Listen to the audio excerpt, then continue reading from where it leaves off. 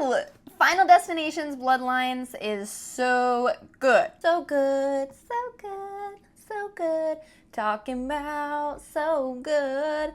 So good. So good. It blew all my expectations out of the water. This video is gonna be a full recap of the movie and I'm gonna go into a lot of the deaths. So if you haven't seen it and you don't wanna be spoiled, I would watch the movie first and then come back and watch this video later because I am definitely going to spoil a lot of things. There's so much to talk about. So let's go ahead and dive in to Final Destination Bloodlines. Before we get started, I just wanna say this movie does a fantastic job of tying in all of the other Final Destination movies and bringing them all together in like a really cohesive way that I was really impressed with.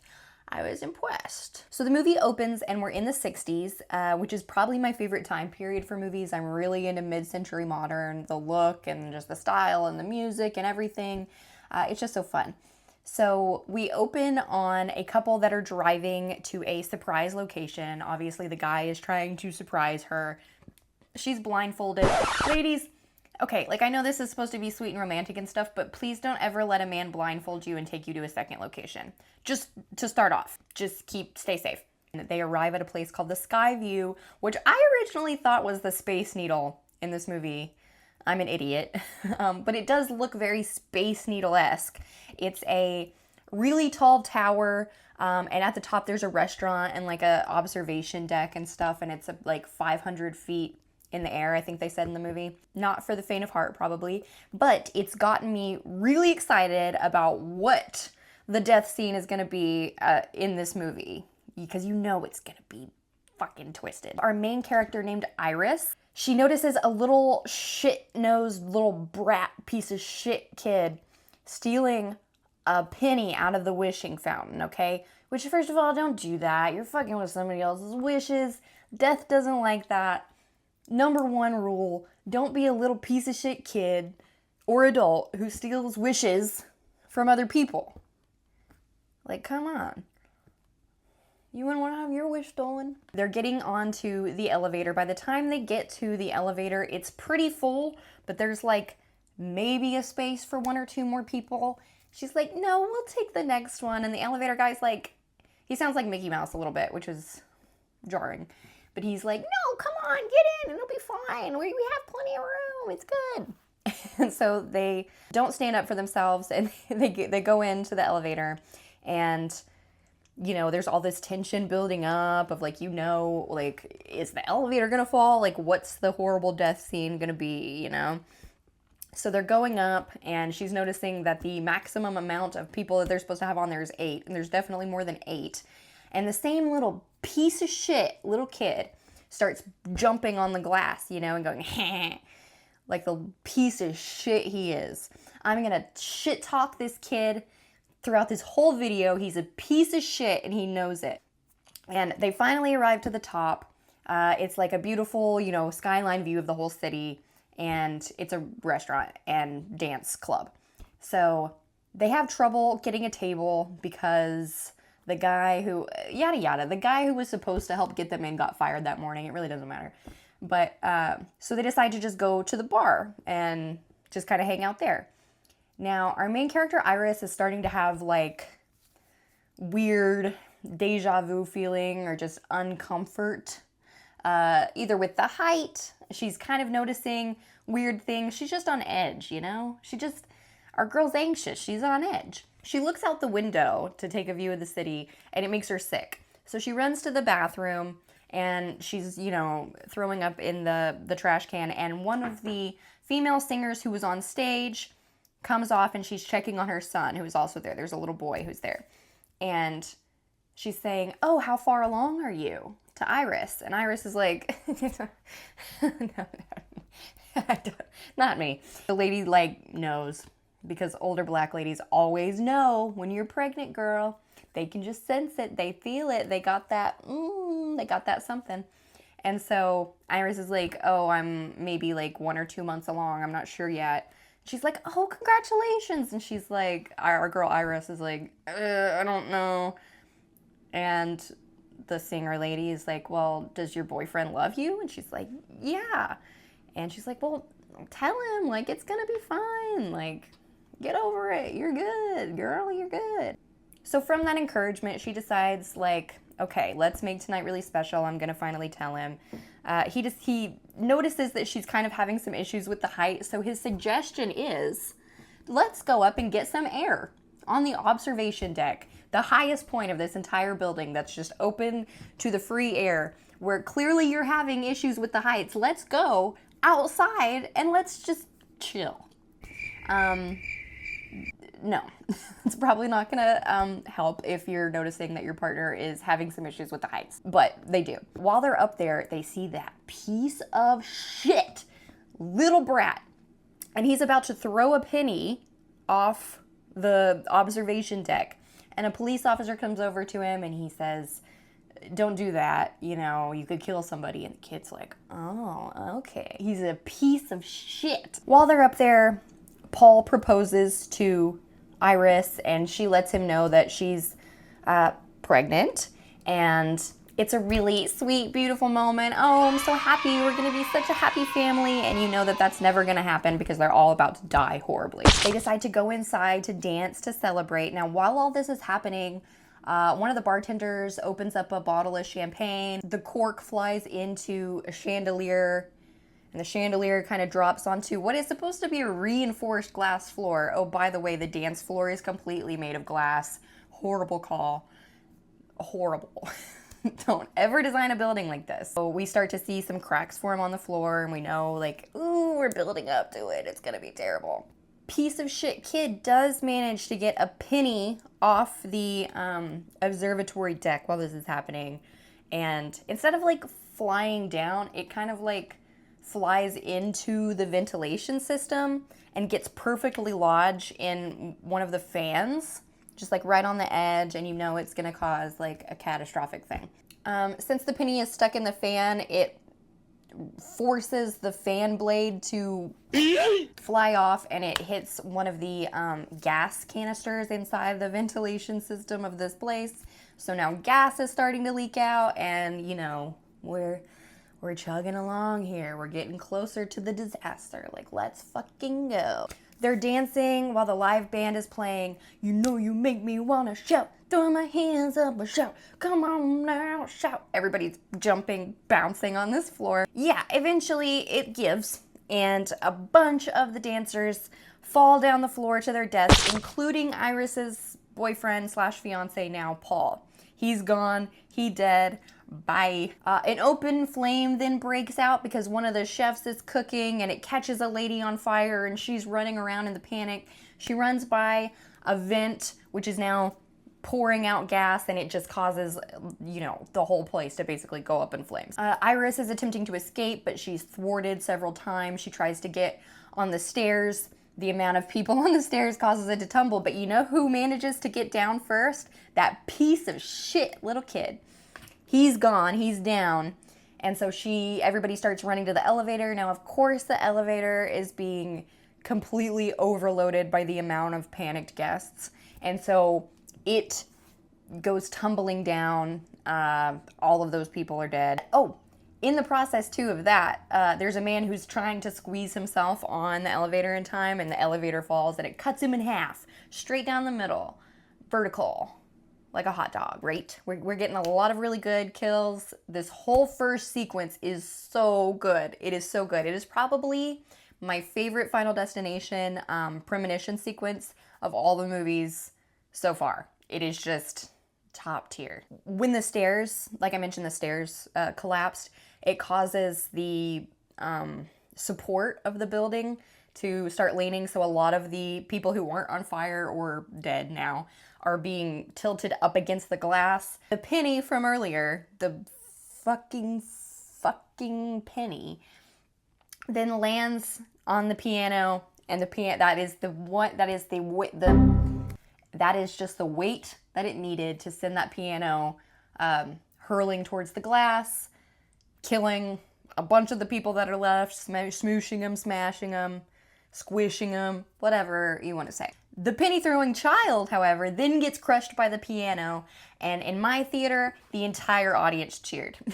So that should tell you what you need to know about that piece of shit. Okay, at this point, Iris is kind of the only person left in the building, and the singer from earlier, her son, has been kind of hiding in a chest, and he comes out and she's trying to help him and they're trying to escape together. Then the floor breaks even more and it causes Iris and the little boy to fall, and she's hanging on to basically the side of the tower, holding him with her by her new engagement ring, which is kind of pinned between two metal rods coming out. So that's like literally the only thing that's supporting both of their weight. And so that finger gets degloved, so to speak. All the skin just kind of gets ripped off the finger and they fall to their deaths. Iris ends up getting impaled through the mouth by a piece of glass, and the boy dies last. Now, this is the point in Final Destination movies of the past where Iris snaps out of this. This is her premonition, and she's kind of the main character of the movie. Now, that's not what happens here. A modern day girl named Stephanie wakes up in the middle of class. It's been a dream. Okay, so she screams out in the middle of the class. Her professor's really not happy about it, but he could fuck off. Then later on that night, she's having the same dream again. She wakes up. Her roommate's really sick of this. We get the exposition that this has been happening every night for like 2 months. That leads her to go back home because the one thing that she knows about this, that it might be tied to her, is because her grandmother's name is Iris. She's going to go back home and try to find some answers so that she can get some sleep. First, she sees her dad and she's asking about Grandma Iris or whatever, and it becomes very clear that we don't talk about Grandma Iris.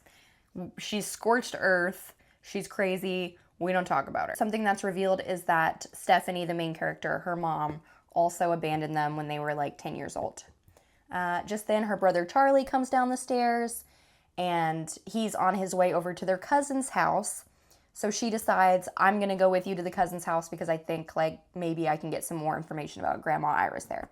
On the way there, the brother gives her like some bullshit stuff about how once she went off to college, like she didn't talk to anybody anymore, and they're all really upset about that. But it's like, she went to college.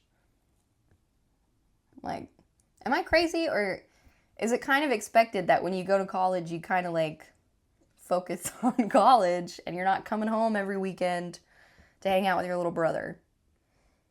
Might just be me. Maybe I'm, an independent person. I don't know.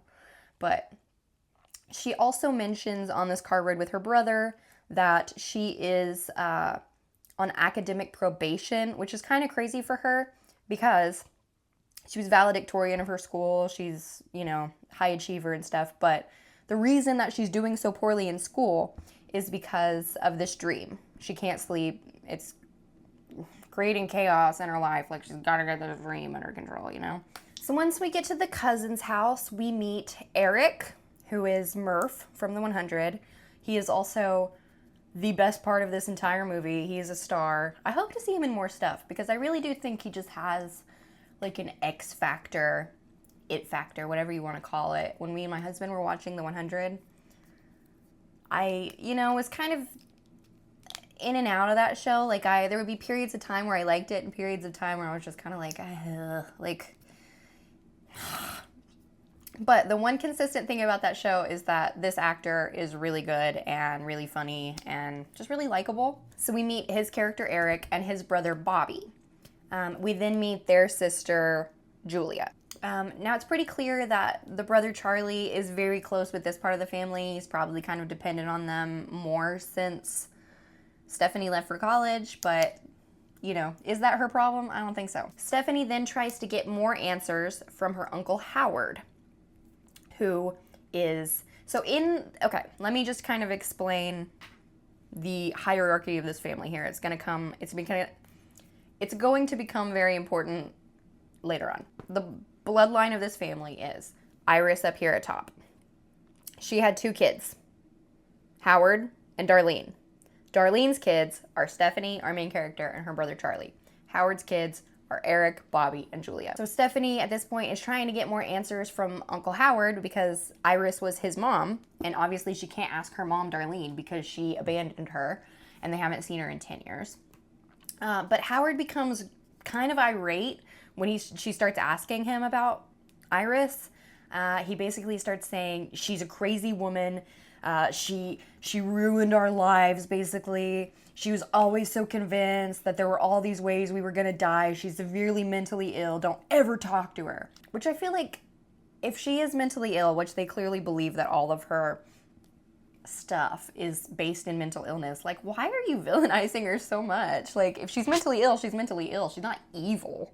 You know, she's not trying to ruin your life, but that's how they feel. So Howard says that when he and Stephanie's mother, Darlene, were growing up, the paranoia over surviving the premonition and knowing death was coming caused Iris enormous amounts of trauma that she passed over to her children after Paul died. Howard's wife, Brenda, then kind of secretly guides Stephanie to where she can find a letter from Grandma Iris so that she can, you know, do whatever she wants to do. At first, she's like, no, I can't tell you anything about Grandma Iris. No, I can't. And then Stephanie's just like, please?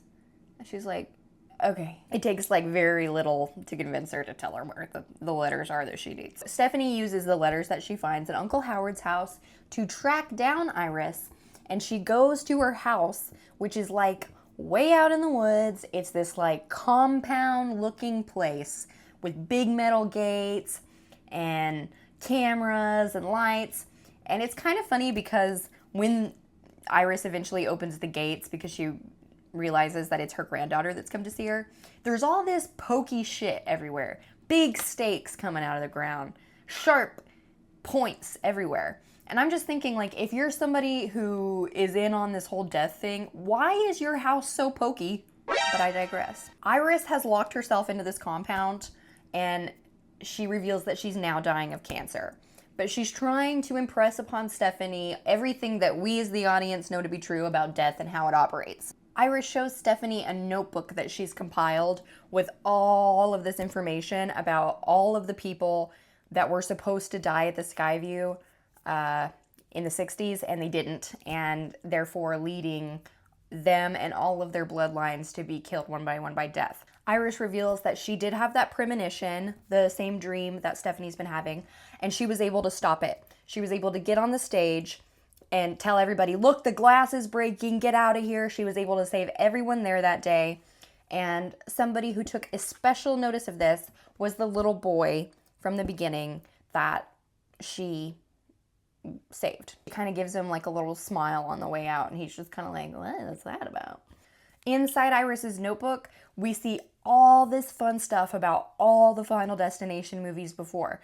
The Route whatever pile up from Final Destination 2, the airplane crash, pictures of the log truck. Like, she's documented everything. And so this kind of reveals that everybody who has died in a former Final Destination movie is some sort of bloodline from the people who were saved by Iris at the Skyview restaurant. So that is such a cool way to tie in all of the movies in a way that makes sense. Like, that is a pretty impressive, and I really like that. So basically, Death has worked through this whole list of people from the Skyview all these years, and now it's coming for their family. And she's been able to keep Death at bay for long enough by locking herself inside this cabin for 20 years, whatever, blah, blah, blah. Now, of course, Stephanie is kind of like not believing this and kind of seeing what the rest of the family is saying about how Grandma Iris is kind of crazy. And she tries to run away. So Iris runs after her with the book. And she's like, at least take the book because our family is in danger. Yada, yada, yada. Our family's in danger. Stephanie still doesn't believe her. So Iris decides, you know what? I'm dying of cancer. Like, I really don't have anything to lose right now. I'm going to prove this to you. And she lets Death get her in a really gnarly way. Basically, a fire extinguisher falls. You know the whole thing, how Death works in here. It's like a mousetrap situation. And it sends a fire extinguisher or something through her face. And it splashes blood all over Stephanie. And Stephanie is now traumatized. And cutscene, now they're at Grandma Iris's funeral. So good. So now at Iris's funeral, Stephanie and Charlie's mom, Darlene, arrives in a trailer like an RV trailer, and we find out that she's been basically living from trailer park to trailer park, and Stephanie flees the scene because she doesn't want anything to do with her mom that abandoned her. Charlie runs after her, and he basically says that she did the same thing their mom did when she left for college, which give me a fucking break. After the funeral, Uncle Henry's side of the family, which I believe their names are the Campbells, they host this barbecue. I can't tell if it's in honor of Iris because they never really liked her or anything, or if they were just already planning on having a barbecue or what, but they're having a barbecue. And Darlene, Stephanie's mom, is now invited. So therefore, Stephanie does not want to go.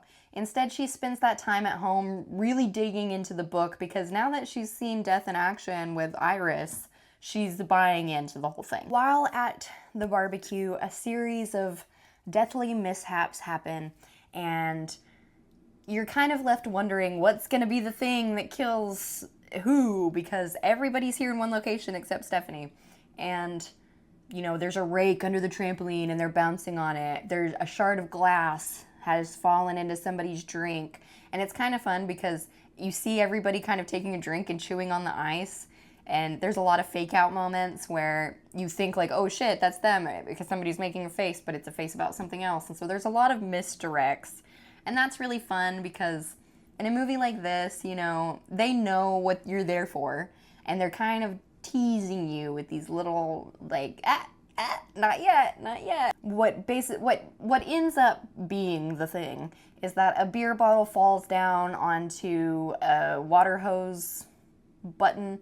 Now, in my experience, water hoses have, you know, the spigot, but this one has a button, and a bottle falls onto the button, causing the water hose to start to inflate, causes a rake to fall over onto a lawnmower. And once Uncle Howard gets off of the trampoline, he steps on a piece of glass, and it's like, ooh. And he's like, I'm okay. But then he falls down, and the lawnmower mows him down, face first. Basically ate his face. And everybody freaks out because they just saw their uncle and their dad and their brother get just decimated by this lawnmower. Oh, and by the way, Stephanie showed up just in time for that to happen because she was reading her book and she was like, I know what's happening. And she gets there just in time to see Uncle Howard get sprayed. After Uncle Howard's funeral, man, this family is just having a lot of funerals lately. And they're gonna have some more. Stephanie calls for a family meeting and she's going through Iris's book and she's trying to convince them about what's happening, but they still don't want to hear it. Like, they basically think that she's crazy like Grandma Iris was. Stephanie believes that death is coming for Iris's relatives in order. So since Iris was just killed and then Howard, it's going to kill Howard's bloodline first because he was the firstborn, so now it's going for his bloodline. So the order of kills that we're expecting is Howard has died, next is going to be Eric, then it will be Julia, then it will be Bobby. And then it will start with Darlene going into Stephanie and then Charlie. Basically, she explains that this is going to happen because their family was never supposed to exist, which basically means that Stephanie and Charlie's dad is safe and Howard's wife, Aunt Brenda, is safe because they're not descendants of Iris. So congrats, you guys. Just relax and take a load off because you're fine. The Campbell kids and Brenda are all furious and they ask Stephanie to leave because their dad and husband just died, and in a horrific way. So they're pretty pissed about all this, and they say kick rocks. Later that night, Eric, aka Murph Dog, is working the late shift at the tattoo parlor. And so we get a wonderful series of events, which I'm sure a lot of you who have seen the teaser trailer are familiar with. Little death figurine falls over, it spills all this gasoline on the floor, cleaning, antiseptic, whatever. He gets his nose ring caught in a chain around the ceiling fan. He's like dangling over this fire. It seems like he's done for. He falls into the fire and we don't actually see him die, which is a first in this franchise because usually, I mean, that's the whole point, you know? So we don't see him die, which made me give pause. Because what's that about? Why didn't we see him die?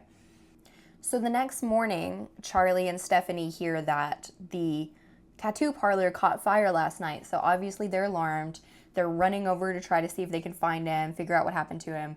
And in the process, they almost run him down with their car on the way. So Eric is still alive. He seemed to have escaped death. And at this point, we don't really know why, but I have my suspicions. But I am really happy to see him still alive because he is the best part of this movie. And his character is really funny and good. And I just didn't want to see him go yet. So Stephanie's trying to explain this whole death thing to him again. And he's mocking her. He even steps in the street, is almost hit by a car, but isn't. And there's all these little things where he's tempting death at this point because he doesn't believe it. He survived this fire because he was wearing a leather jacket. He just thinks all this whole thing is bullshit. He's too cool for it. Julia then comes outside for a jog and tells Stephanie to just leave their family alone. And she starts to take a run, and a series of events involving a soccer ball knocks her into a trash can, which then puts her into a garbage truck. The garbage truck is starting to squeeze to compact the trash, and to make a long story short, Julia dies in the garbage truck being squished. So after Julia's funeral, the family is now kind of starting to believe Stephanie because it's a little weird. Stephanie expresses some confusion about why Eric was spared and it skipped him and went to Julia. And Aunt Brenda comes clean with something that she's been keeping on the DL for several years, and that is basically what I suspected, that Eric was not Howard's son. She had an affair, and that is how Eric came to be. So, really exciting for me. That means that Eric's character isn't going to die in this movie, and that makes me really happy because to me, he's the best character. But bad news for Bobby, that also means Bobby's next. And he's scared shitless. Now, in Grandma Iris's book of death, she mentions somebody named JB. JB figured out how to cheat death. So, because they're now all believing this death hype situation, Darlene, Stephanie's mom, and Stephanie, Charlie, Bobby, and Eric all go to the hospital to try to find this JB because Darlene remembers her mom mentioning something about him at this hospital, and they go to the hospital to find him. At the hospital, JB ends up being William John Bloodworth, who we know from all of the other Final Destination movies. And it is revealed that he knows Iris because he was the son of the singer at the Skyview. So we get a whole tie-in of how Bloodworth is related to all of this, why he knows so much about death. It's just a full circle moment. It's so cool the way that they were able to tie that into. I really love the way this movie was able to tie in the whole franchise together and have it make sense. That is really cool. Over the years, JB and Iris have been friends, and they've kind of been comparing notes, and, he's talked to her about all the kids that have come and talked to him, and yada, yada, yada. And, of course, all of our past Final Destination main characters are involved in a bloodline from somebody at the Skyview. He explains the rules of Death's List to the families, and basically explains that there's only two ways that you can get around this. One is you can kill somebody else and take what remaining time they have left on Earth. Or two, you can die and come back, a la Final Destination 2. He then basically says that with Iris dead and him also having cancer, he's retiring from this whole thing, and he's just going to enjoy what time he has left. And it's kind of a really nice little moment where Tony Todd kind of does his little swan song, and he is saying goodbye to the franchise, and it's kind of sweet. So while Stephanie, Charlie, and Darlene are discussing what their next move is going to be, Bobby and Eric disappear. Basically, they formed a plan because Bobby is deathly allergic to nuts, which was mentioned earlier in the movie. I haven't mentioned it yet because I've been busy explaining everything else about the movie, but he has a deathly allergy to nuts. So Eric's idea is, we're in a hospital, we're going to give you some nuts, you're going to die, and then we're just going to wheel you over to the ER and have them resuscitate you, and then we're all in the clear. There is a moment where they're like standing outside the maternity ward and they're like, well, we can't kill somebody else. We don't even know how much time they have left. And then it kind of like reveals the babies and it's like, well, no, well, we couldn't. I mean, could we kill the baby? And they decide, no, I guess we can't kill a baby. So they don't kill the baby. They decide to go with the nut plant. So they go to a vending machine and they are trying to get like some peanut butter cups out of the vending machine. And Eric is doing all this bullshit where he's trying to tilt it over and it looks like it's going to fall on Bobby. It's more of that, oh, teasing you. Is it going to be, is the vending machine going to squish him? We don't know. But that's not what happens. They fucking shake that shit and get the peanut thing to fall. And the spring that holds the peanut butter cup, you know, kind of punches out and cracks the glass.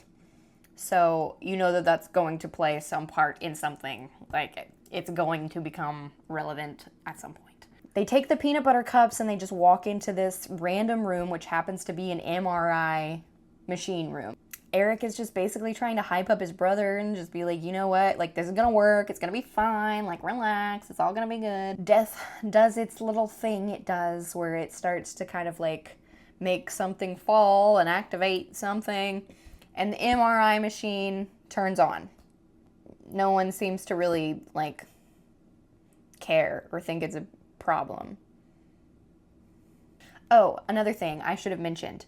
Tony Todd, when he was still on screen, said basically, be careful with trying to cheat death because it gets really pissed. So if you're gonna go the whole like try to die and resuscitate route, be very careful because death do not like that. So after Bobby eats the peanut butter cup, he starts to get all the swell up, he's starting to have the reaction. The MRI machine is turning up higher and higher and higher as it goes. And obviously, if you know anything about MRI machines, you can't have like phones or piercings or anything in because it's a very powerful magnet. And so because Eric is like a tattoo parlor guy, he's got piercings everywhere, he starts to get all of his piercings sucked out into the machine, starting with his nose ring, his earrings, they fly off and they rip out, and then his nipple rings, and then it's revealed that he has a Prince Albert piercing too, and that shit rips off. And pins him basically to the machine, and the wheelchair that he brought in to wheel Bobby to the ER is now pinning him up against it, sucking him into the machine, and he basically is all like, sorry, he's like, you know, in the machine, sandwiched down. There's a better way I can say this. Eric is sucked into the machine, basically pelvis first, and so his upper part of his body lays back, kind of folds back, like with his legs. He's just, and he's dead, which I'm really sad about because I thought he was a contender. I thought he was around for the long haul, but he was fucking around with death, and death doesn't like that, and so he had to die. So I am sad to see him go, but I am happy for another death because they're really fun. Now Bobby is freaking out and trying to get the EpiPen out of Eric's hand because he was holding it in his hand when he got sucked into the machine. He finally gets to the EpiPen, injects himself. At this point, the nurses in the hospital are starting to realize that the MRI machine's on because a bunch of shit is flying at the door. And so she opens the door and he's like, oh, I'm okay, or whatever. And that spring, that faulty little spring, shoots out, gets him right in the middle of the brain, basically gives him like a, you know, like a, I don't know, frontal lobotomy, a full topple lobotomy, and he's toast. So now the problem is that Darlene is next. Also, randomly, while they're at the hospital, there's this old lady there, and she picks up a penny similar to the one that would have been used in the Skyview disaster, and she just like pockets it and goes on her merry way. It's important for later. Now down to only 3, Darlene decides, okay, well, our next move should be we should go to Iris's cabin, and I should lock myself in there and keep myself safe for however long I can to give you kids as much time on this earth as you can, because I owe you that, because I abandoned you, and blah, blah, blah. So they ride there in the RV just as they're breaking through the gate to get to Darlene's cabin. A malfunctioning light causes an explosion at the compound. Stephanie then gets trapped in her seat by a broken seatbelt, and she urges Darlene to just go ahead and get in the cabin, because if you get in there and get safe, I'm not gonna die, so just like leave me here. Charlie is also pinned by debris at this point. Darlene is able to free Charlie, and right as she says, I'm gonna try to survive as long as a telephone pole falls on her head and like cuts her in half. So it's just Stephanie and Charlie now. In the RV, which has fallen into this little body of water on the compound, Stephanie is starting to drown. Charlie tries to get in there. He can't get her out in time. She appears to drown. And then the next scene we see is her being resuscitated, coughing up water. And they're celebrating because she died and he brought her back to life, therefore ensuring that they're going to be okay. You know, it's like a great moment where everybody else in your whole entire family has just died, but at least you two are okay, and that sucks for them, but we'll live. So let's just go on with our lives. Charlie's got to go to prom in like 2 days. So let's go get him a tux and let's just move on from this whole thing. Like, the cousins dying, that fucking sucked. But, you know, we got the rest of our lives to live, right? Right? So now, after having defeated death, Stephanie, before she goes back to college, she wants to see Charlie off to his prom date. And during all of this, the grandma who took that penny, she goes to like a lemonade stand and buys a cookie or something. She drops the penny and it ends up flying off into a train track, and it wedges itself in a train track. Stephanie and Charlie are waiting for his prom date to come out, and her dad comes out to meet them both, and he says, wow, what a crazy experience you guys have been through.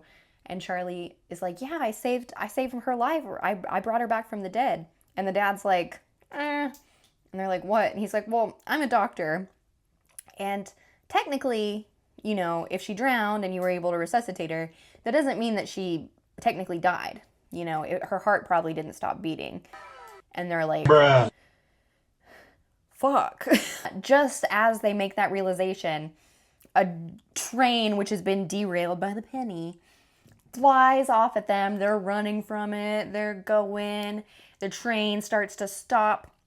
And they're like, oh my gosh, like, wow, we made it. And then right as they think that they're about to survive, a bunch of logs that were on the train fly over the top and wipe them both out at once. Death has won. Death has won. You can't beat death. Death is numero uno, the GOAT. No one survives. Death is the king. Except for Charlie's dad and Brenda. Good for you. And then an in memoriam credit is dedicated to Tony Todd, which is really sweet. That's the whole movie. It's really fun, you guys. All of the death scenes were so good. I love all the little teasing that they do, and the Skyview scene at the very beginning is it has to be one of the best of Final Destination of all time. It's so good. It's so good. It's such a good, fun summer, just like schlocky blood fest that's just silly and really funny, and it has a great sense of humor. There were a few things that I noticed that were kept like kind of not irritating me, I would say, but just like making me go, they keep referring to Death as a boy. Like, they're like, he's here, we know how he works, blah, blah, blah.